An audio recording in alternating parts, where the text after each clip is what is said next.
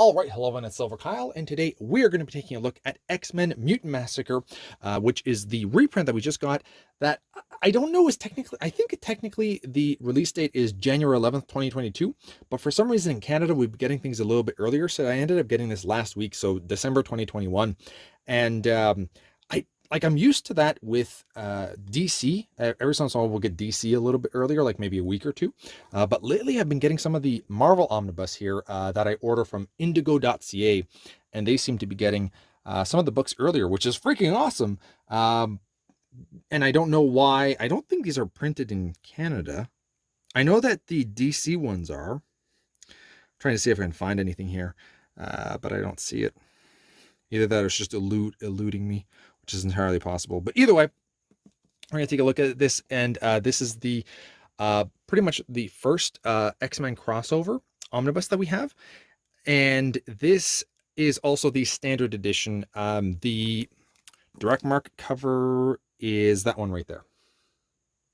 So those are the two options, and really I like both of them. I think that it's a little bit too plain with the background, but I do like the art, and this is John Romita Jr., who I really liked on Spider-Man, and when he was doing X-Men, he wasn't my favorite at the beginning, but I feel like by this point, I was starting it was starting to be more the John Romita Jr. that I know.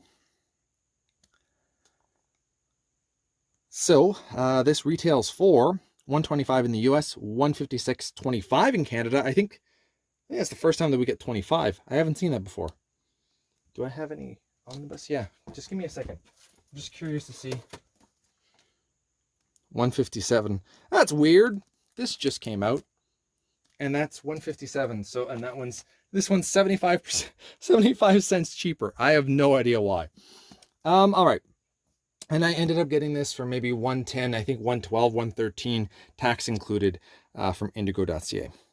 So this collects Uncanny X-Men 210 to 219, Annual number 11, X Factor 9 to 17, and Annual number 2, New Mutants 46, Thor 373, 374, and 377, 378, Power Pack 27, Daredevil 238, Fantastic Four versus the X-Men 1 to 4, and X-Men versus the Avengers 1 to 4. Pretty darn good, well-bound book, I will say that. We're the Marauders we kill mutants. Who's next? And then we have a bit of a blurb about the actual storyline here, and then the creators.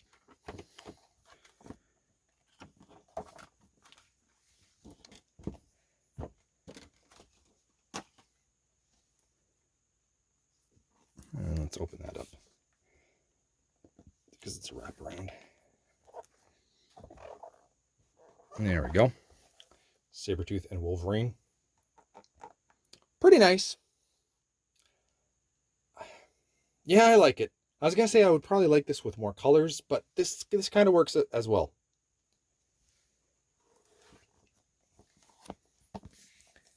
And now we can start diving into the book, and we'll take a look at... Okay, so that's always a good sign. Didn't have to stretch this out too much either, which was really good. We get this image here along with the credits for everybody that worked on the book. We get this in a lot of the X-Men books because probably there's just so much going on, especially when they start having the crossovers, right? So they have a previously that kind of brings you up to speed if you haven't read any of the other omnibus beforehand, so you can kind of have an idea of what to expect with this. And then we dive right into the issues. It is the actual covers that we have, so we see the price of how much it was. We see what issue we're at, which I always love. I wish we could have had a table of contents. That's the only negative. But pages numbered, and we do get, like I said, all the issues are there. It's not virgin covers. And we're just 10 pages in, and this is just opened up beautifully. Like, this is the kind of a spine that a kind of binding that you want for your book, where you didn't have to stretch it out too much either. We'll go a little bit further.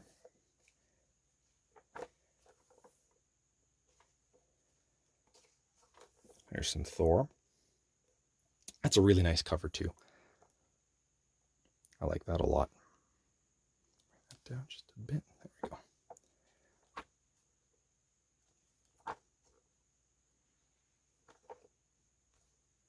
Let's see if we can get close to the middle of the book.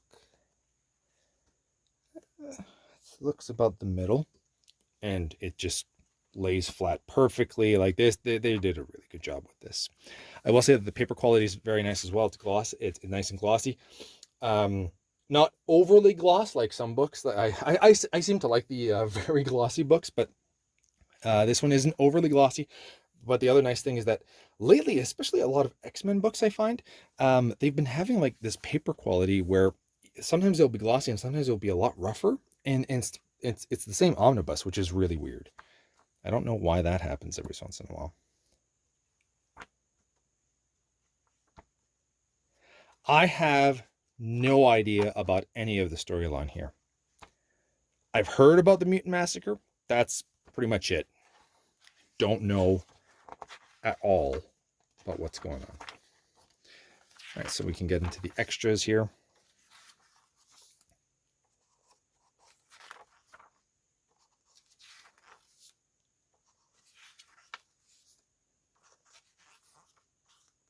X-Men versus the Avengers. A lot of... I'm gonna have to look at the material here that they have. That's cool. The Mutant Massacre map. So you kind of follow along, depending on if you start here, and you can go there or there. Or... Yeah. That's a nice cover. Or that's a nice drawing. I like that. It's new, but I like it. This is where I'm so glad that the standard edition is this. You know, this would look nice. I don't deny that that would look nice. But this is the material that we're seeing. There's the artist here did not draw anything in Mutant Massacre. Well, I don't know who drew this. I don't think they were involved. And if they were, this is a more modern take. I don't think that they were, though. I could go look, but I'm not going to. And that's pretty much it. We'll just quickly take a look at the spine. Look at that. Oh, man, look at that. A little bit closer to the middle there. That's... You almost can't ask for better. That is beautiful. Good job, Marvel. So there you have it. X-Men Mutant Massacre, the reprint, which I think is coming out January 11th. But if you're in Canada, by chance, you might have gotten it earlier.